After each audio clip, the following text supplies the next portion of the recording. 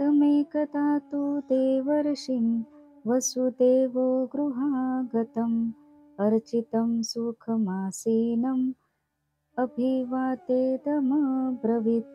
अर्थात एकदा वासुदेवाच्या घरी महर्षी नारद आले असता तो त्यांची पूजा करून त्यांना बसायला सुखासन देऊन व त्यांना नमस्कार करून असे म्हणाला, भगवन् भवतो यात्रा स्वस्तये सर्व नाम कृपणानां यथा पित्रो वृत्तम श्लोक वर्तमनाम.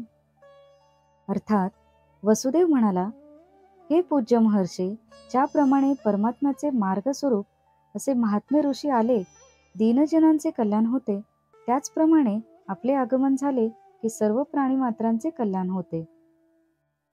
ऐके बापा नृपवर या येऊन उत्तमा देहाया जो न भजे श्रीकृष्ण राया तो गिळीला माया अतिदुःखे ज्या भगवंता लागुणी माथा धरुनी पायवणी सदाशिव बैसला आत्मध्यानी महाश्मशानी निजवस्ती पोटा आला चुतरानन इतरांचा पाडू तो कोण देहा येऊनी नारायण न भजे तो पूर्ण मृत्युग्रस्त सांडुनी श्री कृष्ण चरण इंद्रादी देवांचे करिता भजन ते देव मृत्युग्रस्त पूर्ण मा भजत्याचे मरण कोण वारी असोनी इंद्रिय पाटव पूर्ण जो न भजे श्रीकृष्ण चरण त्यासी सर्वत्र पाथी मरण क्षणक्षण निर्ताळी तो नारद महामुनीश्वरू मुक्त होनी भजन तत्परू द्वारके वसे निरंतरू श्रीकृष्णी थोरू अतिप्रीती तया धन्य धन्य तो नारदू ज्यासी सवी गोविंदू सर्वदा हरिनामाचा छंदू तेणे परमानंद सदोदित जो श्रीकृष्णाचा आवडता ज्यासी श्रीकृष्ण आवडे सर्वर्था त्याचेनी संगे तत्वता नित्यमुक्तता जड जीवा तो नारदू एके वेळा स्वानंदाची या स्वलीळा आला वासुदेवाची या राऊळा तेने देखुनी डोळा हरिखला केले साष्टांग नमन बैसो घातले वरासन ब्रह्मसद्भावे पूजन श्रद्धा संपूर्ण मांडिले नारद तोची नारायण येणे विश्वासे करुनी जाण हेमपात्री चरण क्षाळन मधुपर्क विधी पूर्ण पूजा केली पूजा करुनी सावधानी वसुदेव बैसुनी सुखासनी हृदयी अत्यंत सुखावनी काय आल्हादोनी बोलत. अर्थात हे राजा, उत्तम मनुष्य देह मिळाला असूनही जो श्रीकृष्ण रायाचे भजन करत नाही तो मायेच्या अपार दुःखाने जणू गिळला जातो. परीक्षिता, त्या कृष्णाची थोरवी काय वर्णन करावी.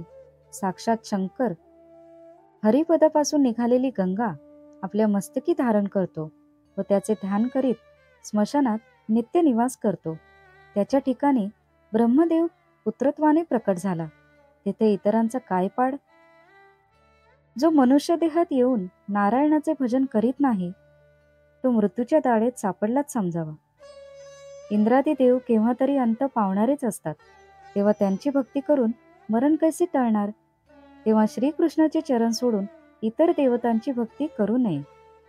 त्याला पूर्ण निरोगी देह व सर्व इंद्रिये चांगली आहेत आणि तरी जो श्रीकृष्णाची भक्ती करीत नाही त्याला मृत्यू क्षणोक्षणी पीडा देतो. महर्षी नारद सर्व मुनींमध्ये श्रेष्ठ असूनही तो भजनात अति तत्पर होता. त्यामुळे श्रीकृष्णाच्या प्रेमामुळे द्वारकेत जास्त वेळ राहायचा. ज्याला सर्व भूतांमध्ये नित्य श्री गोविंदच दिसतो व ज्याला हरिनामाचा नित्य छंद आहे व त्यामुळेच ज्याला परमानंद प्राप्त होतो असा नारद खरोखर धन्य होय. श्रीकृष्णाला तो आवडत असे व श्रीकृष्णही त्याला आवडत असे. नारदाची थोरवी अशी आहे की त्याच्या कृपेने जड जीवांनाही मुक्ती मिळते. असा तो नारद एकदा वासुदेवाच्या घरी आला तेव्हा वासुदेवाला हर्ष झाला. त्याने नारदाला साष्टांग नमस्कार केला, उत्तम आसन दिले, त्याला ब्रह्मस्वरूप मानून त्याची पूजा केली. नारद हा नारायणच आहे अशा श्रद्धेने वासुदेवाने सोन्याच्या पात्रात नारदाचे पाय धुतले आणि मधुपर्क इत्यादिकांनी त्याची पूजा केली. मनात अत्यंत आनंद होऊन वासुदेवही चांगल्या आसनावर बसला व आनंदाने म्हणाला, भूतानां देवचरितं दुःखाय च सुखाय च सुखायेव हि साधूनां त्वादृशामच्युतात्मनां. अर्थात देवांचे आचरण प्राणीमात्रांच्या दुःखाला किंवा सुखाला कशालाही कारणीभूत होते, पण अच्युत हा ज्यांचा आत्मा आहे अशा तुझ्यासारख्या साधूंचे आचरण केवळ प्राणीमात्रांच्या सुखालाच कारण उठते. स्वलीला कृपा केली तुम्ही, तेणे सौभाग्य झालो आम्ही. तुमचेनी आगमने आम्ही, कृतकृत्य स्वामी सन्निधी मात्रे. चुकलिया निज जननी, बाळक दिन दिसे जनी. त्यासी मातेच्या आगमनी, संतोषमनी निर्भर. त्याहुनी श्रेष्ठ तुमची यात्रा, नित्य सुखदाती भूतमात्रा. स्वलीला तुम्ही मही विचरा, दिनोद्धारा लागुनी.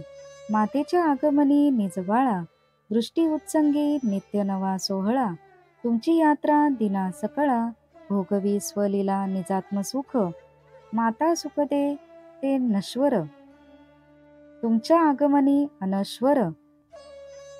नित्य चित सुख चिन्मात्र, परात्पर भोगावया.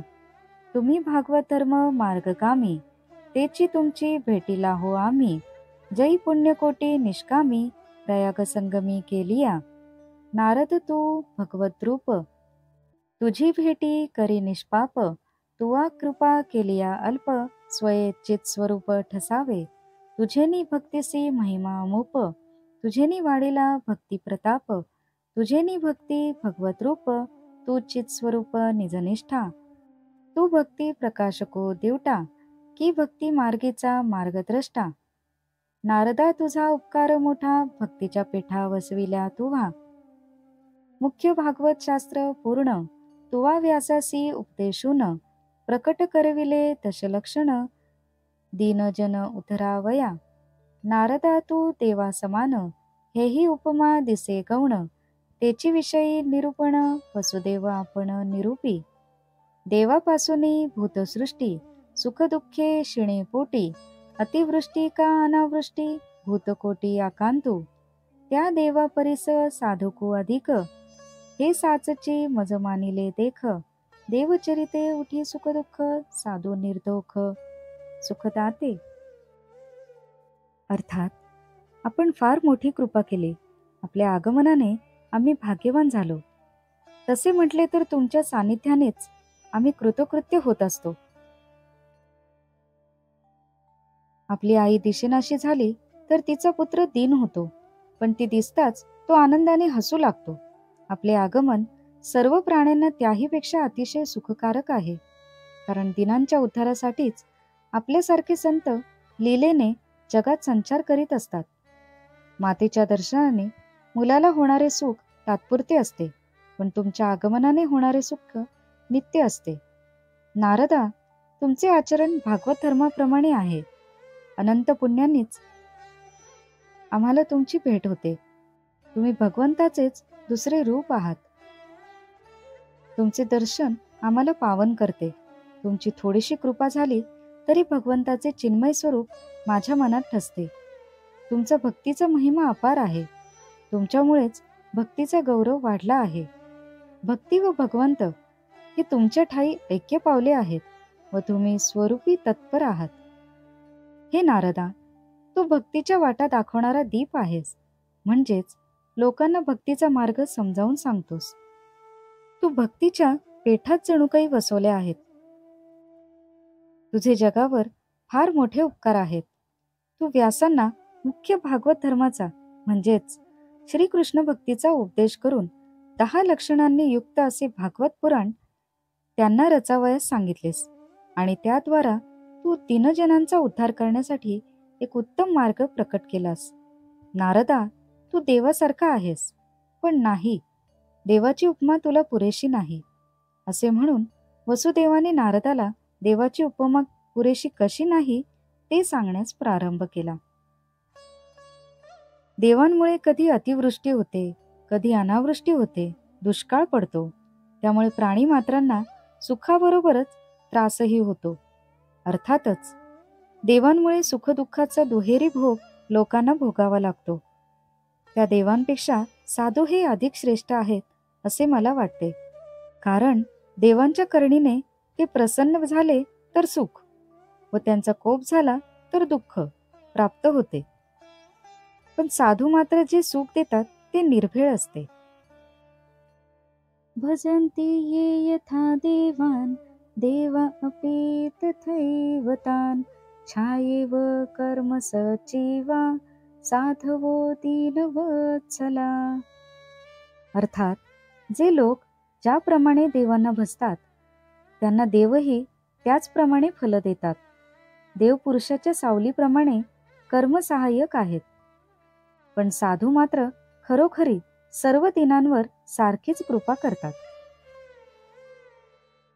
त्याही माझी तुझ सारिखा जोडल्या कृपाळू निजात्म सखा ते पैठ पिके परमार्थ सुखा हा महिमा लोकान कळेची तिथल्या सुखासी मागुती च्युती हो नेणे कल्पांती ते अच्युतात्म स्थिती तुझ पाशी निश्चिती नारदा तुझी ये महिमे पाशी मुदल देव नये तुकासी तेही सांगेन मी तुझ पाशी यथार्थेसी नारदा देवाचा अवतार होये दासा सुख दैत्या भये तेथही ऐसे विषम आहे हे न समाये तुझ माझी तू देवांचा आप्त होसी दैत्यही विश्वासती तुझ पाशी रावण तुझ नेऊनी एकांतासी निजगोयासी स्वये सांगे देव रावणे घातले बंदी तो रावण तुझे चरण वंदी शेखी रामाचा आप्त तू त्रिशुद्धी विषम तुझ मधी असेना जरासंधू कृष्णाचा वैरी तुझी चाल त्याच्या घरी आणि कृष्णाचे समे माझारी आत्मत्वे थोरी पै तुझी नाम घेवो नेदी देवांचे हे विरुद्ध हिरण्यकशिपूचे त्यासी कीर्तन तुझे रुचे विषमत्व साचे तुझ नाही लांचुकी बुद्धी सदा देवासी तैसी नाही तुम्हा साधूसी ऐकत्याही अभिप्रायासी यथार्थेसी सांगेन जे जैसे देवयागी यजिजती तैसे तैसी त्या फळे देव देती न भजत्यांते विघ्ने सुचिती ऐसी गती देवांची जेस जैसा पुरुष वैठे तेस तैसी छाया नटे देवी भजने देव प्रसन्न मोठे येरवी उफराटे विघ्न करीती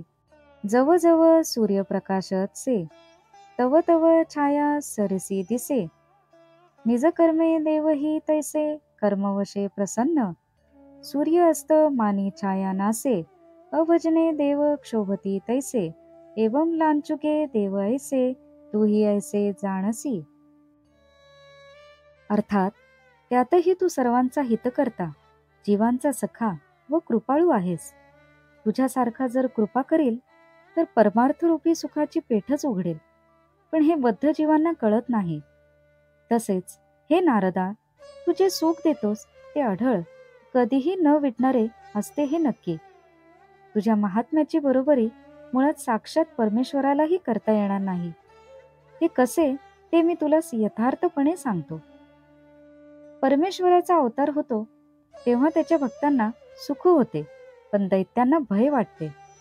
तुझ्यापाशी मात्र असा पक्षपात नाही. देवांचा तू आवडता आहेस तसेच दैत्यही तुझ्यावर विश्वास ठेवतात. रावणही तुला एकांतात घेऊन बसतो व आपल्या मनातील गुप्त गोष्टी बोलतो. देवांना ज्या रावणाने बंदीत घातले तो रावण तुझ्या चरणांना वंदन करतो आणि तिकडे तू रामाचाही आवडता आहेस हे त्रिवार सत्य होय. अर्थात तुझ्याजवळ विषमता नाही. जरासंध हा कृष्णाचा शत्रू तू त्याच्याही घरी जातोस आणि इकडे कृष्णाच्या सभेतही अतिशय आपुलकीने तुला मोठा मान मिळतो. तो हिरण्यकशिपू विष्णूचा एवढा वैरी की त्याचे नावही घेण्यास त्याने लोकांना बंदी केली होती. पण तो तुझेही स्वागत करीत असे. अर्थात तुझपाशी आपपरभाव नाही आणि परस्पर विरुद्ध बाजूच्या लोकांनाही तू सारखाच प्रिय आहेस. देव मोठे लाचखोर असतात पण तुम्हा साधूंची बुद्धी तशी नसते. तेही मी तुला सांगतो ऐक. कर्मठ गृहस्थ यज्ञ यागादिकांनी किंवा पूजेने देवांची जशी भक्ती करतात त्यांना देव तेवढ्याच प्रमाणात फलं देतात, पण जे त्यांची भक्ती करीत नाहीत त्यांच्या व्यवहारात अडचणी आणतात. पुरुष ज्याप्रमाणे हालचाली करतो त्याप्रमाणे त्याची सावली बदलते. देवही भजनांच्या प्रमाणात प्रसन्न होतात, नाहीतर उलट विघ्ने उत्पन्न करतात. सूर्यप्रकाश जोपर्यंत असतो तोपर्यंतच छाया दिसते. देवही मनुष्याच्या कर्माप्रमाणेच त्याला प्रसन्न होतात. सूर्य मावळला की छाया नष्ट होते. त्याप्रमाणे भक्ती जर केली नाही तर मनुष्यावर देव रागवतात. अशा प्रकारे देव मोठे लालची आहेत आणि तुलाही ते ठाऊक आहे.